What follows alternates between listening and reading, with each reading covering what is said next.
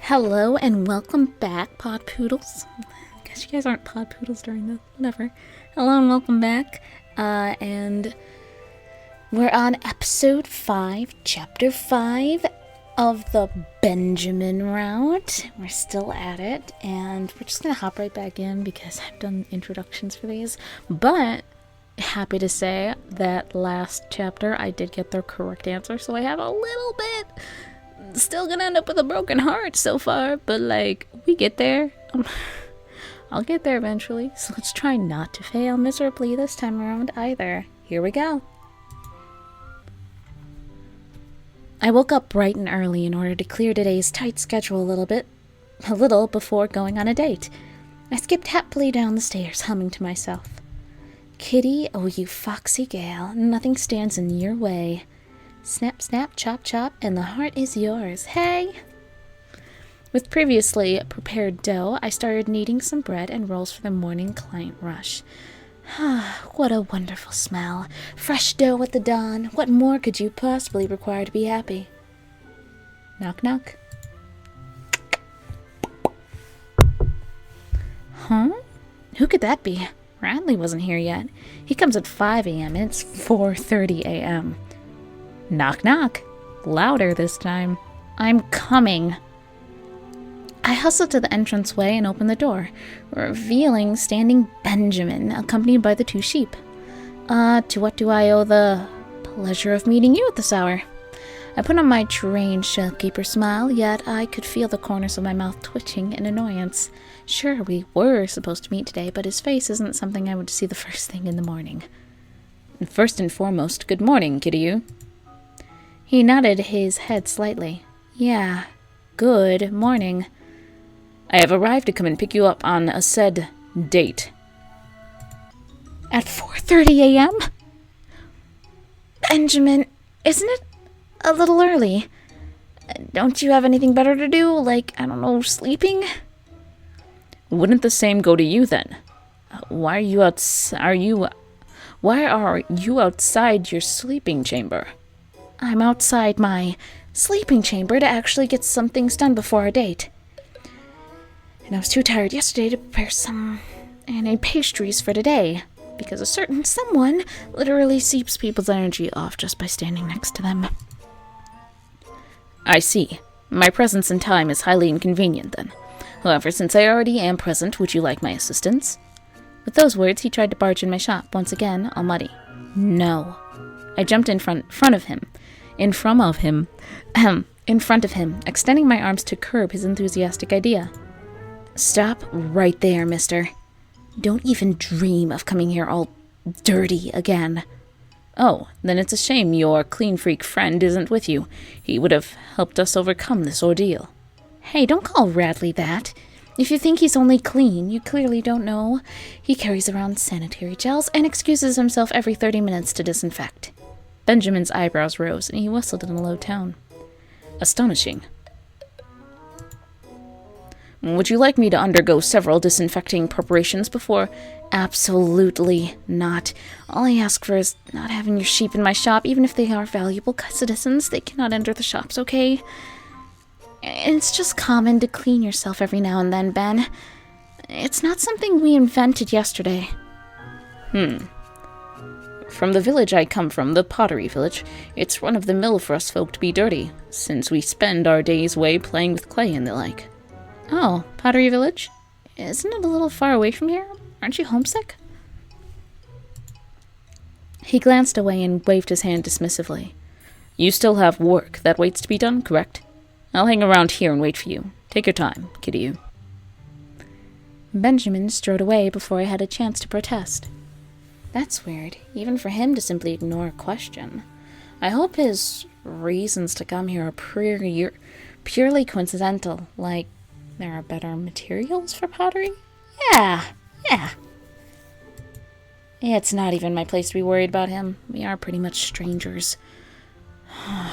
Well, better rush and make some fresh breads and instruct Radley on dealing with morning clients. Excuse me. I need a drink.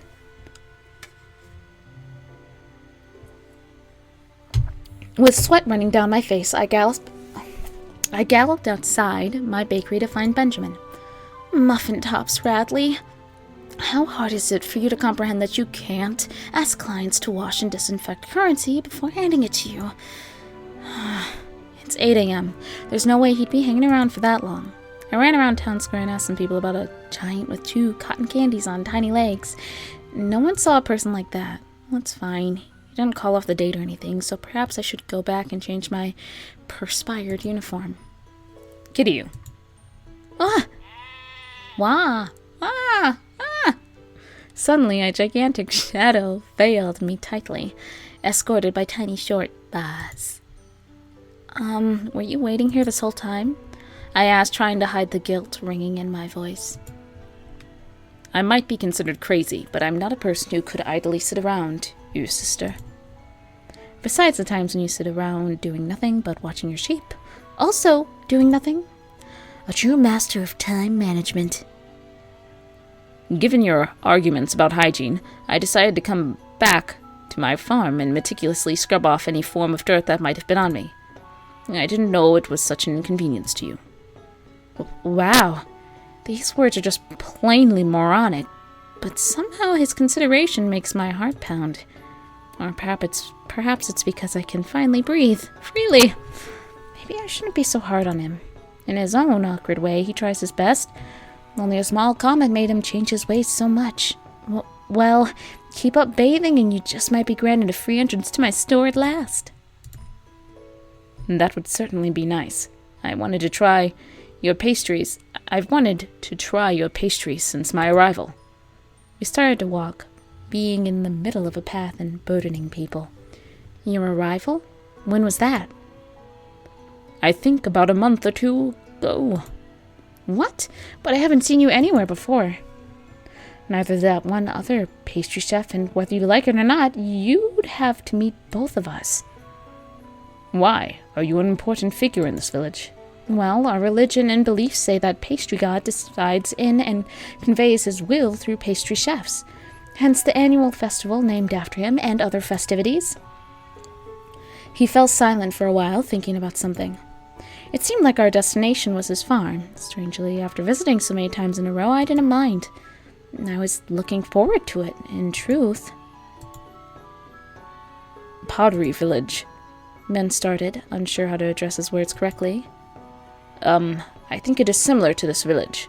Both of our gods are close to creativity, baking and the like, so in our custom the potters are the vessels carrying pottery god's will. Are you one of the potters?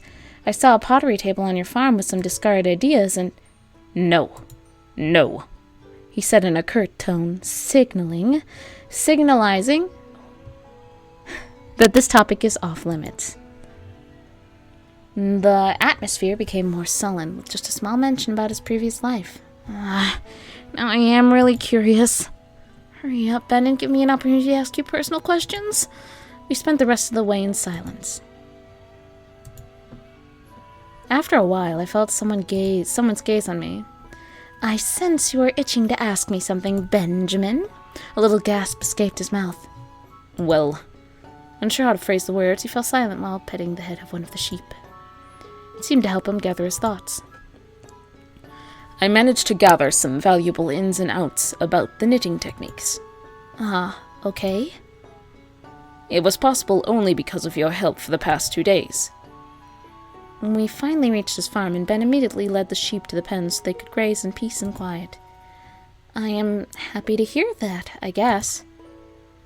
Kitty, happy is a great understatement, for you are over the moon, surely. Don't tell me how I feel, Sheep Muffin. The enthusiast shook his head and sighed dramatically. Then it's best if I show you, then.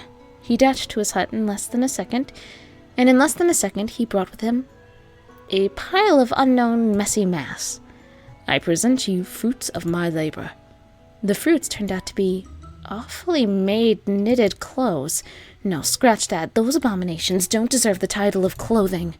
Ask if he's thinking of becoming a fashionista. Avoid the subject. Laugh at his incompetence.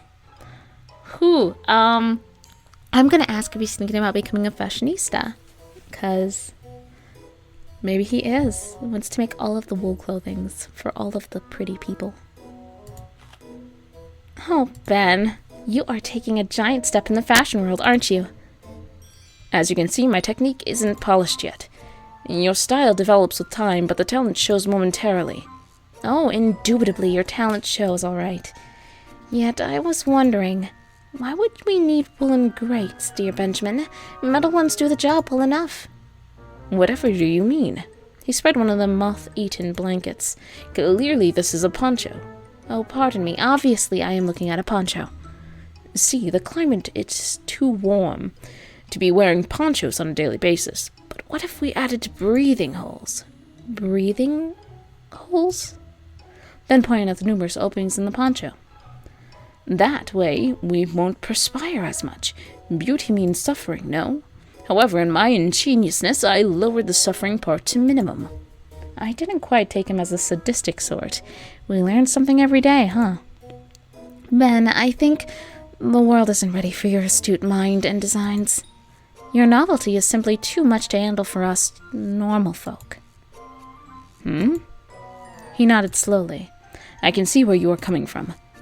Just looking at your outfit makes me wonder exactly how prosperous is your bakery, or rather, how it lacks any prosperity. Excuse me? Don't worry, Kitty. I will make you some decent clothes in the nearby future. I didn't ask for... Your lips are sealed, yet your eyes scream, you cannot fool me. I will strangle this man in his sleep. Pastry god, this is the only thing you won't stop me from doing. When I entered my sacred baking grounds, the sight of Radley crying on the ground greeting me. What in the pastry god's name happened? Upon hearing my voice, he shut up, wiping the tears off. Kitty, you're back, finally. He crawled to my side and hugged me tightly, sobbing into my skirt. Radley, get up, come on.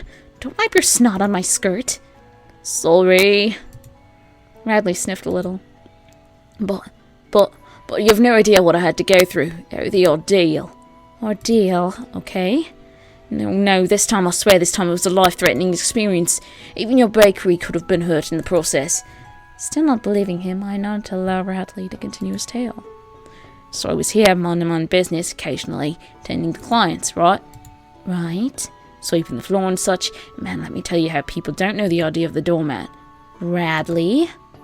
Sorry. Anyway, this atrocious kid with his mother came in. And he was picking his nose, Kit. That's hardly a crime, Rads. He wouldn't infect anything. Oh, but you don't understand, Kit. Why wouldn't you get it? And why are your shoes covered in mud? It's just cleaned up in here. I've just cleaned up, too. He stumbled to the floor and curled up in a ball. Even you betrayed me. Even you. The nose and the feet. I can't trust anything. I have no energy to deal with two nitwits in one day. I sighed and passed whining Radley and went to the kitchen. His sobbing was still audible in the distance, with occasional whimpers about noses.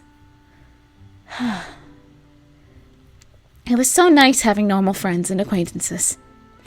Though sad as it might seem to be, Benjamin might be the most decent one. I mean, one day he might even conquer the fashion world. Who wouldn't want to say hello? Yes, I know this person. You could say I'm the muse of his handcrafts. No, now that I think about it. He lives in such a secluded area. Never to be seen outside or extremely rare. For a month, he wouldn't give a sign of his presence. Probably knows no one in the village besides me and Radley, whom you simply can't not know. Is he working anywhere? Does his family help him financially? I need to ask him about that tomorrow.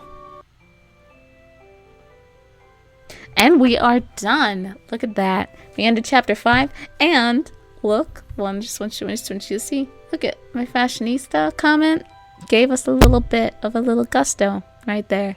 So we haven't failed yet. We haven't lost all of our heart that we gained from Benjamin. I'm still a little bit worried. I'm obviously choosing middle ground answers and not the best of the best answers, I'm pretty sure. But we'll get there in time. Might not get the best ending. I don't know if that's even possible on this game, but we'll see what we get at the end. Alright, have a good weekend, you guys, and good night.